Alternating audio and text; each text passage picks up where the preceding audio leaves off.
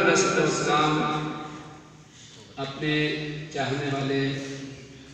صحابی خوبدار محب کو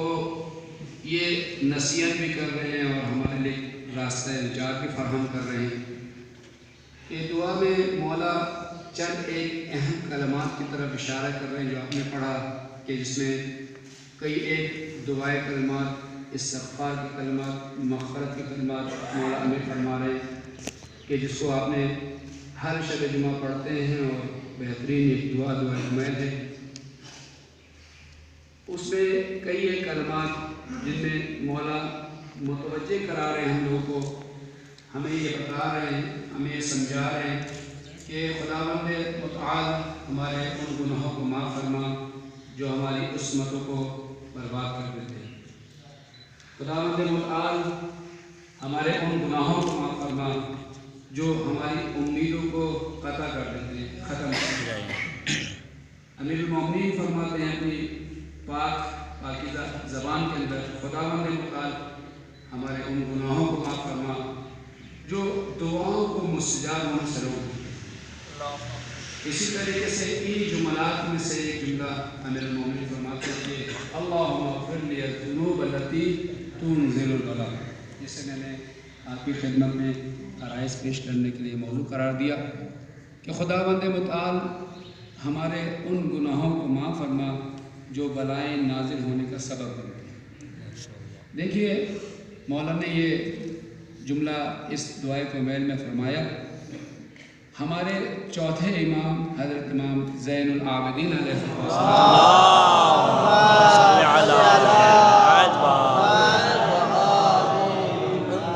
امام علیہ السلام فرماتے ہیں دعا کے اندر، دعائے کلمات، دعائے کمیل کے اندر جو کلمات نقل ہوئے ہیں فقط استغفار کیا گیا ہے اور توبہ کی ہے، اور گناہوں کو وہاں پر اس طریقے سے بیان کیا، فلاں گناہ کو میرے معاف کر دے پروردگار، فلاں میرے عمل کو معاف کر دے، فلاں میری امید جو قطع ہو رہی سے معاف کر دے، فلاں گناہ معاف کر دے۔ لیکن ایک حدیث، ایک روایت ملتی ہے جسے شیخ صدوق نے معانی الاخبار کے اندر بھی ذکر کیا ہے۔ اس روایت کو بحار الانوار کے اندر بھی علامہ مجلسی نے، بحار الانوار جانتے ہیں آپ سب طالب علم کہ 110 جلدوں پر مشتمل کتاب ہے بحار الانوار، احادیث کی کتاب، ہماری معتبر کتاب۔ اس بحار الانوار کی تقریباً جلد نمبر 73 کے اندر، 73 کے اندر یہ امام سجاد علیہ السلام کی ایک حدیث ملتی ہے، اس کتاب کے اندر میں ذکر ہے۔ اسی طریقے سے وسائل شیخ حر عاملی کی کتاب جو 30 جلدوں پر مشتمل ہے، احادیث کی کتاب، یہ بھی معتبر کتب میں شامل ہے ہمارے۔ اس کی تقریباً 17ویں یا 16ویں جلد کے اندر بھی یہ روایت ملتی ہے، ایک حدیث جو امام سجاد علیہ السلام سے نقل ہے، 2 صفحات پر مشتمل یہ روایت ہے، جسے میں 2 صفحے اتنا حافظہ میرا نہیں کہ پوری 2 صفحے کو حفظ کر سکتا۔ ان میں سے فقط اسی فقرے کو میں نے مورد گفتگو قرار دیا جس میں مولا امیر علیہ السلام یہاں پر دعا فرما رہے ہیں کہ خداوند متعال میرے ان گناہوں کو معاف فرما جو بلائیں نازل کرتے ہیں۔ اس کی تفسیر اگر ہم دیکھیں ان احادیث کے اندر ذکر ہے، ہم آتے ہیں اس میں کئی ایک کلمات جس طرح دعائے کمیل کے اندر مولا فرماتے ہیں کہ خداوند متعال ان گناہوں کو معاف فرما جو عصمت کے ختم ہونے کا باعث بنتے ہیں۔ اس کی تفسیر اس حدیث کے اندر مولا سجاد بیان کرتے ہیں وہ کون سے گناہ ہیں جو عصمت کے برباد ہونے کا سبب بنتے ہیں۔ اس حدیث کے اندر 2 صفحے پر مشتمل حدیث ہے، اگر چاہیں تو اپنے نیٹ پہ بھی آپ سرچ کر سکتے ہیں، انشاءاللہ بیان ان کو حدیث سامنے آپ کو آ جائے گی کہ اس میں تو دعائے کمیل کے اندر فقط مولا ان عنوان کو قرار دے رہے ہیں، لیکن اس حدیث کے اندر امام سجاد علیہ السلام ان گناہوں کے عناوین کے ساتھ ساتھ بیان کر رہے ہیں کہ وہ کون سے گناہ ہیں جو عصمت کی بربادی کے سبب بنتے ہیں۔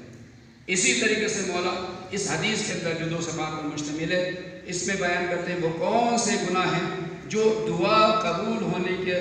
رکاوٹ بنتے ہیں۔ دیکھیے تقریباً اس کے اندر روایت کے اندر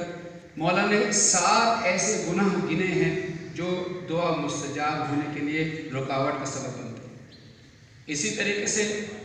تحقیق الاسم اس کے بعد تخت اور رجا، جیسے مولا فرماتے ہیں 4 ایسے گناہ وہاں پر بیان کیے جو انسان کی امیدوں کو ختم ہونے کا باعث بنتا ہے۔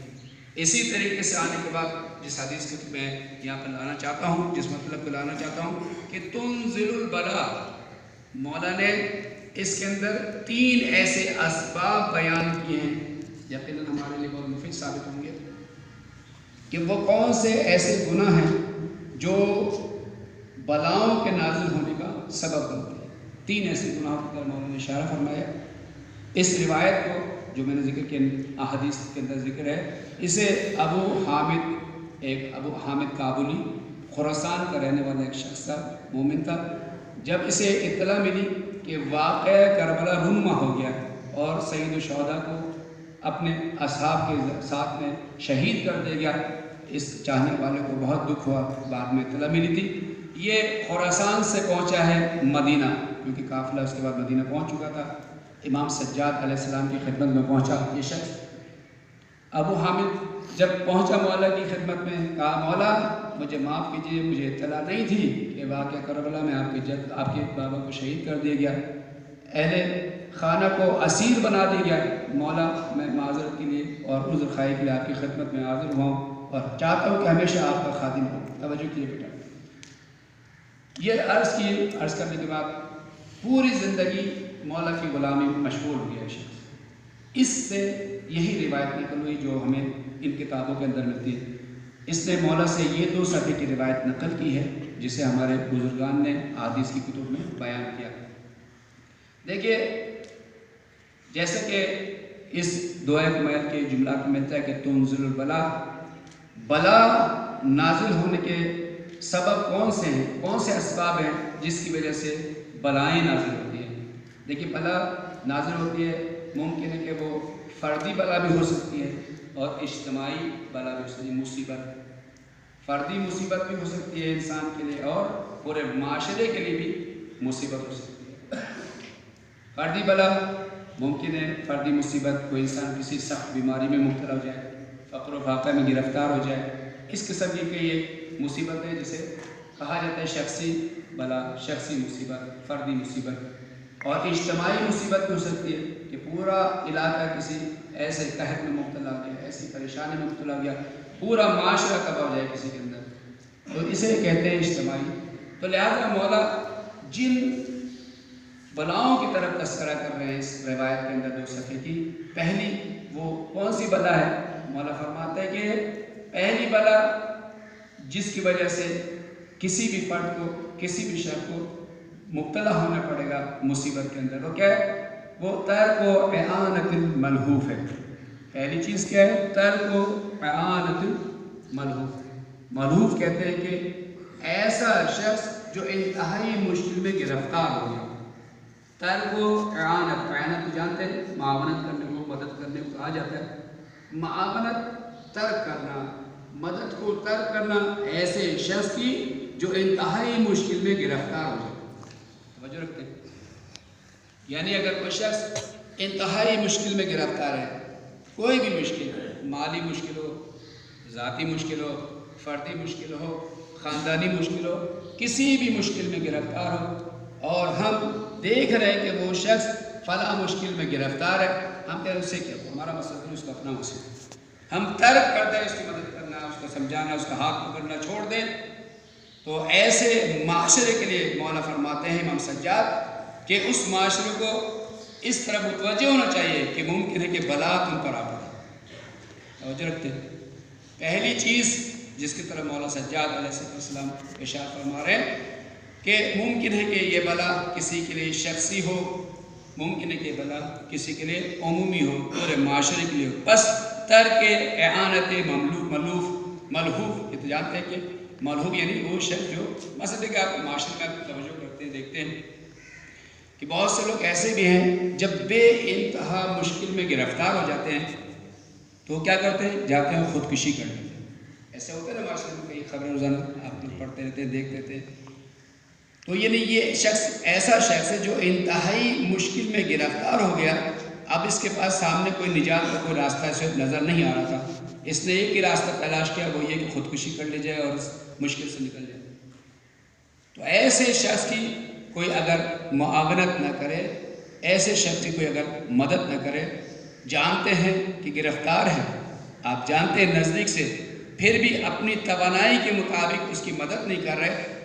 تو ہوشیار رہنا چاہیے۔ مولا فرماتے ہیں کہ گرفتار ہو سکتے ہو، خود بھی ہو سکتے ہو۔ ایک شخص آیا پیغمبر گرامی اسلام کی خدمت میں،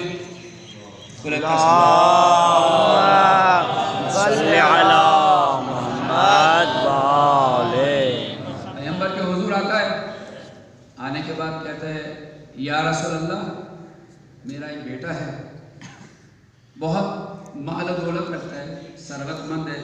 دنیا کا ہر قسم کا آرام ہے اس کے پاس، لیکن وہ میری کوئی مدد نہیں کرتا۔ یا رسول اللہ، میں فقر و فاقہ میں، باپ آ کے شکایت کر رہا ہے پیغمبر کے پاس اپنے بیٹے کی، توجہ کیجیے، تو مولا میں فقر و فاقہ میں گرفتار ہوں، کچھ بھی نہیں ہے، لیکن یہ میرا بیٹا، اس کے پاس ہر چیز ہے، دنیا کی ہر چیز ہے، بہترین جانور ہیں اس کے پاس، بہترین باغات ہیں، کھیت ہے، بہترین اس کے پاس رہائش کی جگہ ہے، اچھا کھانا پینا ہے، سب کچھ ہے، لیکن مولا یا رسول اللہ یہ میری مدد نہیں کرتا، میری حالت یہ ہے کہ میں فقر و فاقہ پر آ چکا ہوں، بھیک مانگنے پر آ گیا ہوں، مولا اس کو سمجھائیے کہ یہ آئے اور میری مدد کی۔ پیغمبر گرامی اسلام نے اس کے بیٹے کو بلوایا کہ بلایا جائے، بیٹا حاضر ہوا، کہا کہ اے شخص، یہ تیرا باپ ہے، واجب النفقہ ہے یہ کام، تمہارے لیے ضروری ہے کہ اس کی مدد کرو، اس کے ساتھ تعاون کرو، کیونکہ تمہارا باپ ہے، تم پر لازم ہے، تم پر واجب ہے، اس کی مدد کرو۔ اور اس نے ایک اوپر سے جواب دے کے کہا ٹھیک ہے میں مدد کروں گا۔ اس کے بعد پیغمبر نے خود اس کی مدد کی، اس شخص کی، کہا اس کے بعد والے مہینے سے ہمیشہ پابندی سے اس کی مدد کرنا، یہ کہہ کے چلے گئے۔ وہ مہینہ گزر گیا، دوسرا مہینہ گزر گیا، تیسرا مہینہ گزر گیا، کوئی تعاون نہیں کیا، پھر وہی حالت، دوبارہ آیا شخص پیغمبر کی خدمت میں، یا رسول اللہ، پھر وہی بات، جو آپ نے میری مدد کی تھی اب وہ ذات میرے پاس ختم ہو گیا، وہ دولت مال جو تھا وہ ختم ہو گیا، اب کچھ بھی نہیں، دوبارہ کئی عرصے سے میں خالی ہاتھ ہوں، بھوکا ہوں، پیاسا ہوں، اور اس نے کوئی بھی میری مدد نہیں کی۔ یا رسول اللہ اس کو سمجھائیے۔ دوبارہ پیغمبر نے اس کو بلایا، بلانے کے بعد کہا کہ اے شخص، مگر تجھے میں نے نہیں کہا تھا کہ اپنے باپ کی مدد کر،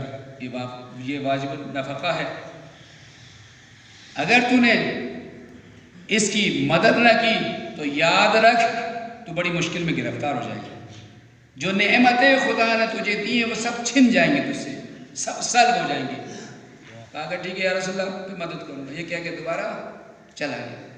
وہی ہوا کہ کچھ عرصہ گزرا، لیکن باپ کی پھر بھی اس نے مدد نہیں کی۔ پیغمبر نے کیا فرمایا تھا کہ اے شخص، اگر تو مدد نہیں کرے گا تو جتنی بھی تیری دولت ہے سب تجھ سے چھین لی جائے گی، ختم ہو جائے گی۔ یہ ہوا کہ کچھ ہی عرصہ گزرا تھا، جو اس کے جانور تھے ایسی بلائی، آہستہ آہستہ آہستہ آہستہ سارے جانور مر گئے اس کو، دوبارہ آہستہ آہستہ جو کھیت تھی، جو باغ تھے، سب آہستہ آہستہ ویران ہو گئے، جو بہترین گھر تھا، جو اس کی کوٹھی تھی آج کے زمانے کے الفاظ میں، وہ سب آہستہ آہستہ کھنڈر بن گئی اور تباہ ہو گئی۔ ایسی حالت ہو گئی کہ وہ روڈوں پر اب بھیک مانگنے لگا۔ دیکھیے، اگر انسان کسی کی مدد نہ کرے، وہ بھی کون؟ باپ ہے اس شخص کا، باپ تک کی مدد نہیں کر رہا، تو کیا فرماتے ہیں اس دعا کے اندر کہ تنزل البلا،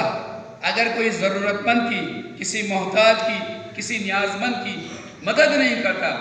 تو اس کی حالت یہ ہو جائے گی جتنی بھی مال و دولت ہو سب سے چھین لی جائے گی۔ صلوات پڑھ لی محمد صلی اللہ محمد۔ لہٰذا ہم اپنے معاشرے کے اندر، اپنے ارد گرد میں، ٹھیک ہے ابھی تو ہم زمانہ طلبگی گزار رہے ہیں، سب طالب علم ہیں، اتنی تو حیثیت نہیں، لیکن اس کا یہ بھی نتیجہ نہیں کہ ہم جو ہے اگر حیثیت نہیں تو ہم فقط مال سے، پیسوں کے ذریعے سے دوسرے کی مدد کر سکتے ہیں، نہیں، اپنے اخلاق کے ذریعے سے بھی دوسرے کی مدد کر سکتے ہیں، دوسرے کو کم از کم دلاسا تو دے سکتے ہیں، ہم میں سے جو ہو سکتا ہے سامنے والے کو امیدوار تو کر سکتے ہیں، اس سے اور کیا ہو سکتا ہے ہم طالب علم۔ دیکھیے امام سجاد علیہ السلام کی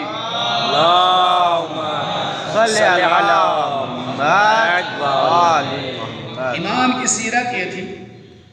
کہ امام کے سامنے کوئی بھی شخص آتا تھا تو امام کبھی بھی اسے خالی ہاتھ نہیں لوٹاتے تھے، مدد کرتے تھے، جو حیثیت کی مدد کرتے تھے، خوب جو بھی تھا امام اس شخص کی مدد کیا کرتے تھے جو بھی آتا تھا۔ اور ایک شخص آیا امام کی خدمت میں، امام نے اس کی مدد کی، مدد کرنے کے بعد فقط اکتفا مدد پہ نہیں کیا، امام نے مدد کی ساتھ میں اس کے ہاتھ کو چوما بھی۔ وہ شخص حیرت میں رہ گیا کہ یا ابن رسول اللہ، آپ مجھے عطا بھی کر رہے ہیں، دے بھی رہے اور میرے ہاتھوں کو بھی چوم رہے ہیں۔ تو مولا فرماتے ہیں کہ اے شخص، میں تیرا شکریہ ادا کر رہا ہوں